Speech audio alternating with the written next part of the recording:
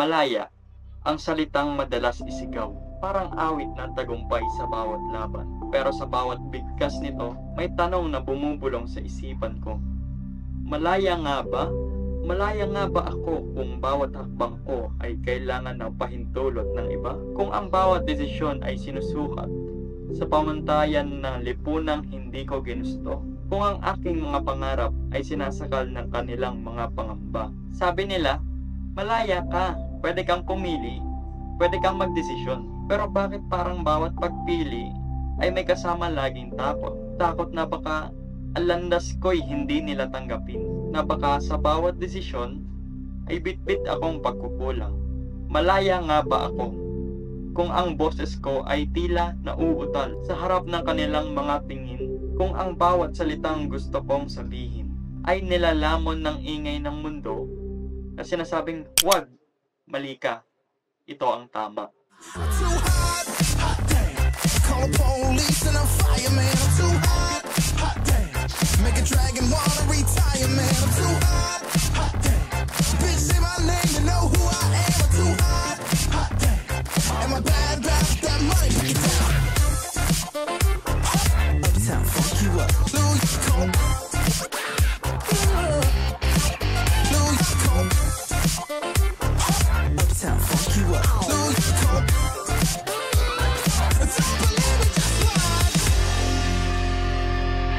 Girls hit you hallelujah, girls hit you hallelujah, girls hit you hallelujah, cause Uptown Funk gon' give it to you, cause Uptown Funk gon' give it to you, cause Uptown Funk gon' give it to you. Saturday night we in the spot, don't believe me, just watch. Aray, ako nga pala si Rashid at yung nakatama sa akin ng bola na yun yung kuya kong si Alvin. At eto ang kwento ng aking buhay.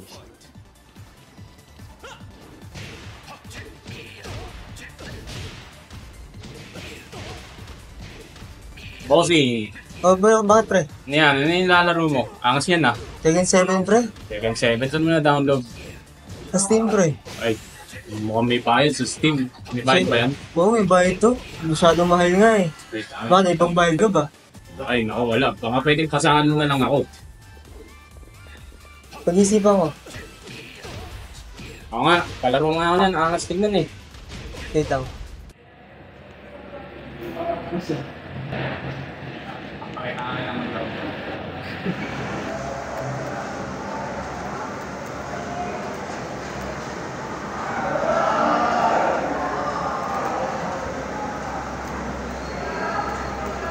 Angas pala nito pre. Siyempre, laro ko yun eh. Oo, mamaya pre ah. Saan mo ako? Sige. Sendan mo ako ng link ha, para sa Oo, ako bahala. Salamat ha. Sabihin na lang kita.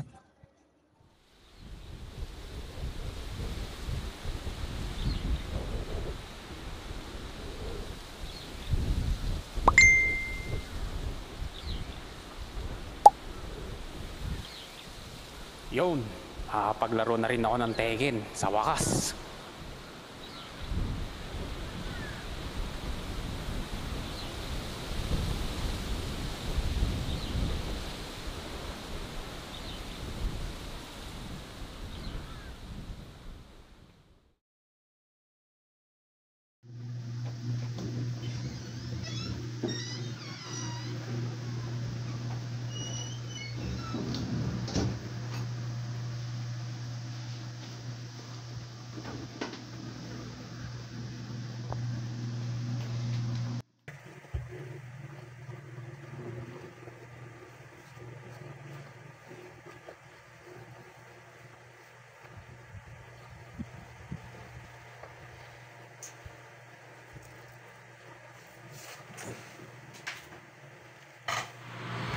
Ay, kapagod.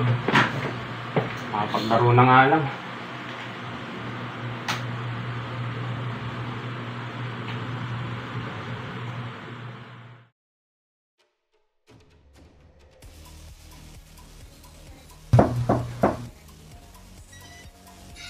Tashi, nakauwi ka na pala? Ano naman yung inaatupag mo? Ha? Nag-online games ka na naman. Di ba pinagbawalan na kita dyan sa online games na yan? Mag-aaral ka naman. Alam mo, Tay, sawang-sawa na ako sa pamamahay na to eh. Alam mo bakit? Dahil sa'yo. Gusto mo, ikaw lagi yung batas dito. Ikaw lagi yung nasusunod. Kaya kiniwalayan ni Mama eh. Aba, sumasagot ka pa talaga. Ikaw yung nagmamalaki dito ngayon. Bakit, napakain mo na ba ako? Ha? Ginagawa ko naman yung gusto mo. Nag-aaral ako. Kinakapano ko naman yung grades ko. Ano ba bang gusto mo? Bakit, mataas ba grades mo, kagaya ng kapatid mo? Buti pa si Alvin. Mataas na yung grades, atleta pa sa eskwela ninyo. Mas maganda yung future niya sa'yo. Kesa naman sa'yo na puro laro lang. Ano mo ba? Kung ikukumpara mo lang ako lagi sa kapatid ko. Aalis na lang ako dito. Ayoko nang marinig yung boses mo eh. O sige, Na lang ako. lumayas ka. Tingnan natin kung saan ka, dadamputin sa kalsada. Yan ang gusto kong marinig na. Matagal na. Freedom!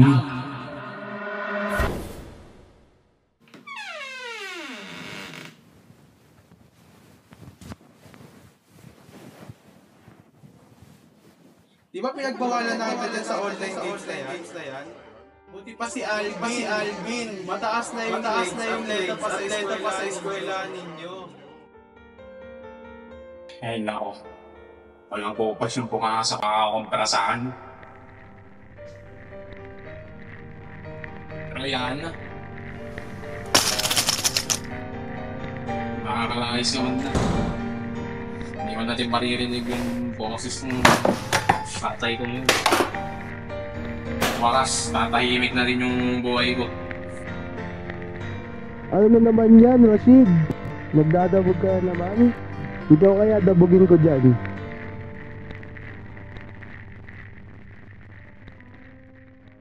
Nagaya na din ako. Hindi ko naman sila kailangan. Total. Ginagawa lang naman nila pagdating sa akin. Pasalita. Puro sermon. Kahit ginagawa ko naman yung gusto. Hindi naman ako yung nawalan eh. Wala ako naman. Walang nawala ka sa akin.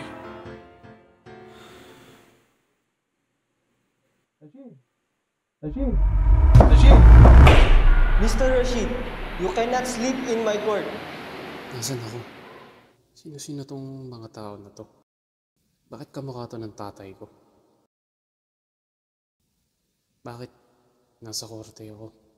Today, we gather to resolve an age-old question. What is the most essential freedom? Each advocate will present their case. By the end, we must reach a verdict. Please present your case. Internal Freedom Advocate.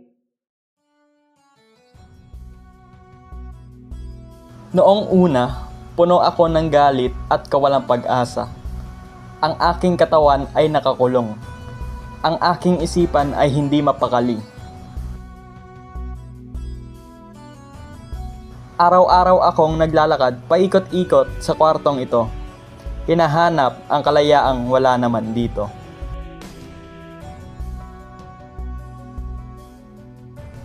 Isang gabi, sa ilalim ng malamig na liwanag ng mga bituin, naunawaan ko, ang kalayaan ay hindi nasa labas. Ito'y nasa loob. Nagsimula akong magnilay. Harapin ang mga demonyo sa loob ng aking isipan. Tinanong ko ang sarili ko, ano ang nagbibigkis sa iyo? Ang sagot ay takot, galit at pagsisisi. Unti-unti, inalis ko ang mga iyon. Dito, sa loob ng 4 na pader na ito, natagpuan ko ang walang hangganang kapayapaan.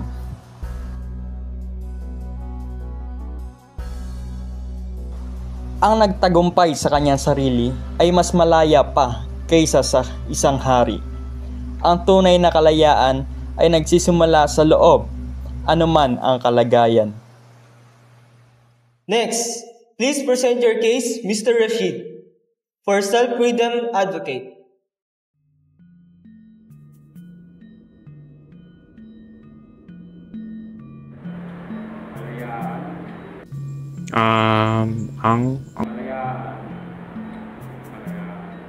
Ang Ang kalayaan ay hindi kawalan ng mga alituntunin o responsibilidad.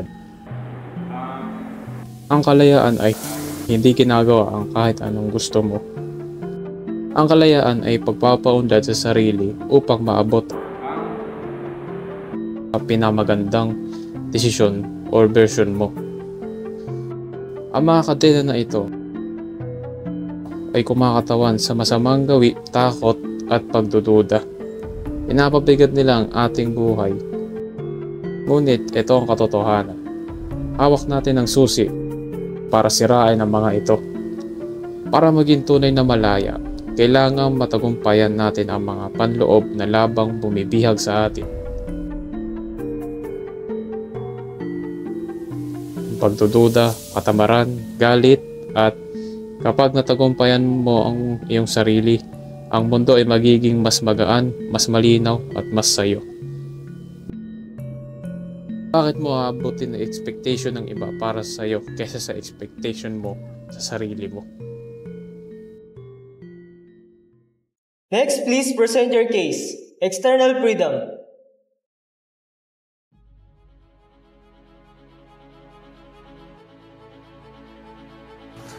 Tingnan nyo ang mga mapang ito.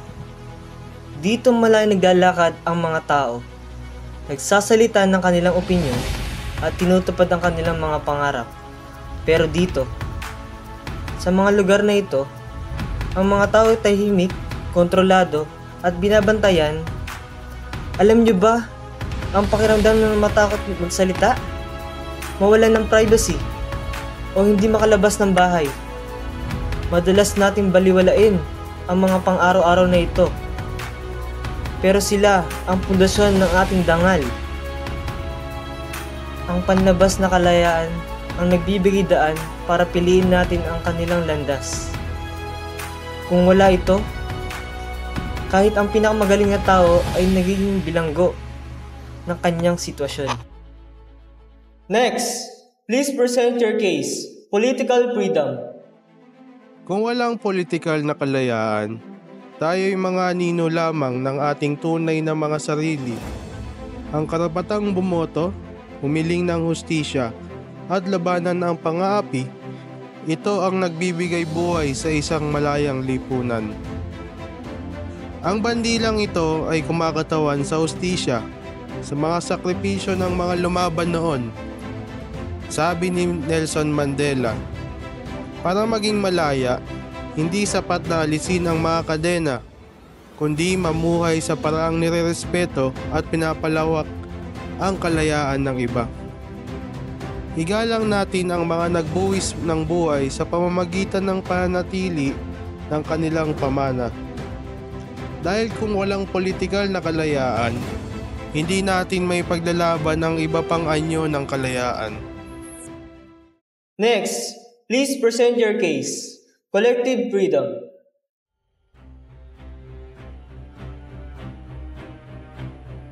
Walang tunay na malaya hanggang hindi natutugunan ang pangunahing pangangailangan ng lahat. Ano ang silbi ng kalayaang mangarap kung gising ka sa gutom tuwing gabi? Paano ka abante kung ang sakit ay pumipigil sa iyo dahil hindi mo kayang magpagamot?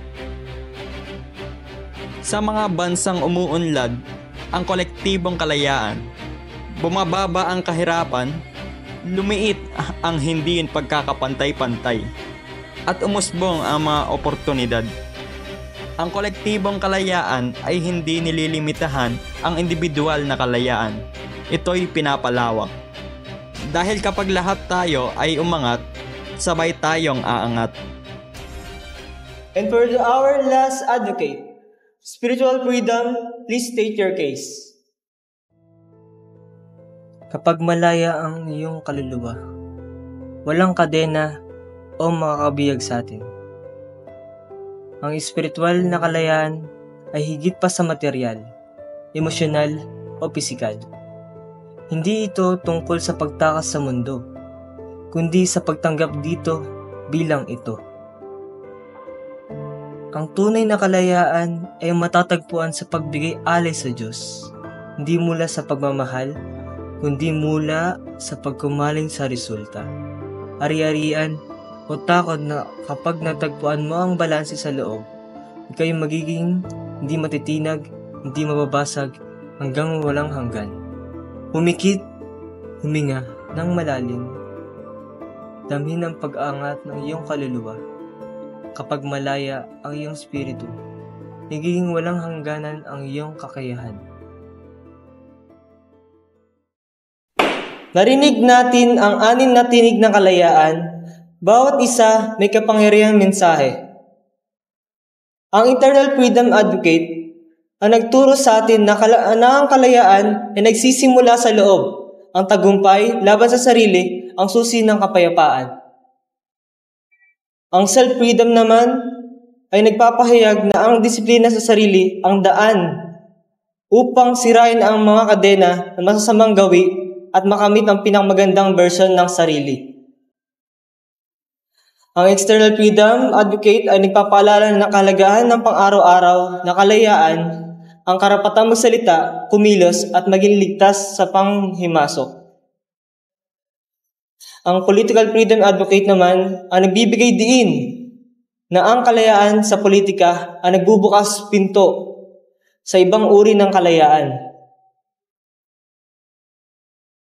Ang Collective Freedom Advocate ay pinapalala na ang tunay na kalayaan ay makakamtam lamang kapag ang lahat ay pantay na oportunidad at seguridad. Ang Spiritual Freedom Advocate ay nagpapaliwanag na ang kaluluwa kapag malaya ay hindi kailangan man mawibihag anuman ang kondisyon ng mundo. Ngayon, tatanungin ko kayo, alin sa mga kalayang ito ang pinakamahalaga? Sino ang mga pinakamatibay na argumento?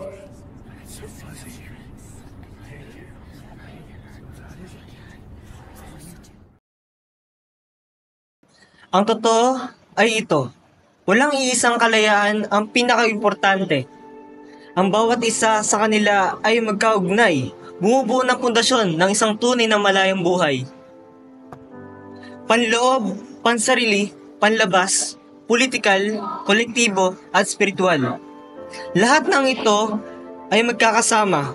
Kapag kulang ang isa, nababawasan ang kabuuan. Ngunit kapag lahat ay naroon, ang kalayaan ay nagiging ganap na tunay. Ang tunay na kalayaan ay nagmumula sa pagkakaisa ng lahat ng kalayaan.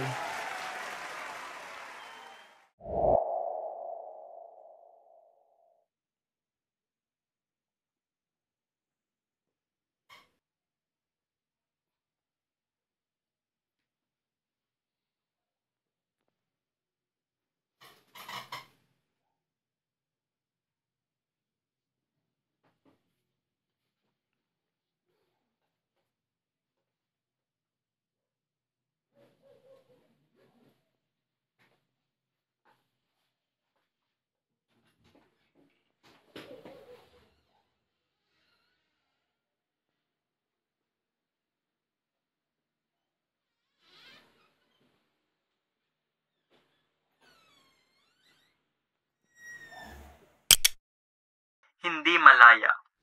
Isang katotohanan na hindi madaling lunukin. Parang gapos na hindi makita, pero ramdam sa bawat paghinga. Hindi malaya. Nakakulong sa mundong hindi mo pinili. Sa mga desisyong idinikta. Sa mga pangarap na hindi mo sariling hinabi. May tanikala sa aking mga kamay, ngunit ang pinakamabigat ay nasa isip. Ang boses na sinasabi, hanggang dyan ka lang, hindi ka pwedeng lumaya. Ang bawat hakbang ay tila may bantay. Ang bawat galaw ay may kapalit na tanong. Bakit mo ginagawa yan? Dapat ba talaga? Sigurado ka bang tama ang landas mo? Hindi malaya.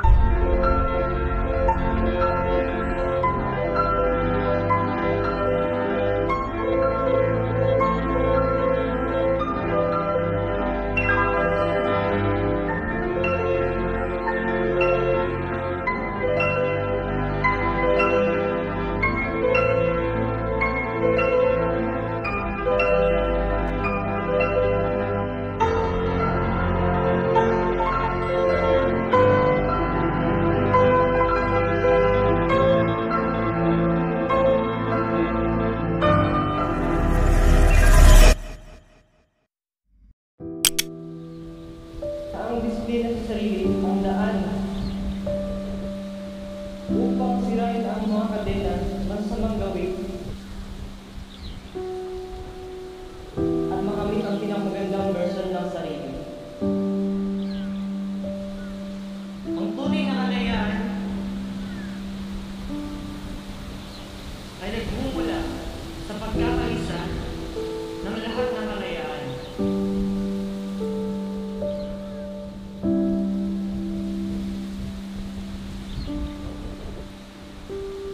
Sa bawat hakbang, sa bawat pagkakataon, piliin mong maging malaya, hindi lang sa paningin ng mundo, kundi sa puso, isipan, sa lahat ng aspeto ng iyong pagkatao. Dahil ang tunay na kalayaan ay nararamdaman sa sandaling matutunan mong tanggapin at mahalin ang sarili mo.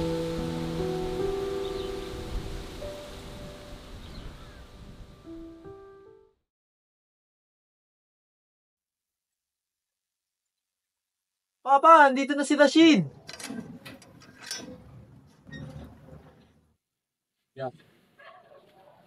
Oh, andyan ka na, nak. Nag-aalala kami ng kapatid mo. Hinanap-hanap ka namin sa labas. Buti na lang nakauwi ka ng ligtas. Tay! Oh, Tay, oh. Bakit? tay, sensya na po sa nagawa ko. Sana po, tanggapin niyo pa rin po ako dito sa bahay. Pinapaalam ko lang po sa inyo, mahal na mahal ko pa rin po kayo ni Kuya. Hindi ko na po talaga ulitin yun, tay. Hindi ka naman pinalayas dito sa bahay eh. Sa totoo lang, nag-aalala kami ng kapatid mo. Pasensya na din kung napagalitan kita nun. Nag-aalala lang din ako sa kinabukasan mo. Pasensya na din kung kumpara kita sa kuya mo, si Alvin, ha? Hindi ko na din uulitin yun, nak. Salamat, tay. Salamat din, Kuya. Halina't kumain na tayo habang mainit pa yung pagkain. Alam ko malayo yung pinagdaanan mo sa labas. Pero kapatid, masaya ako kasi nakabalik ka na ng ligtas. Oh, halika. Halika na. Salamat, tinanggap niyo pa rin ako.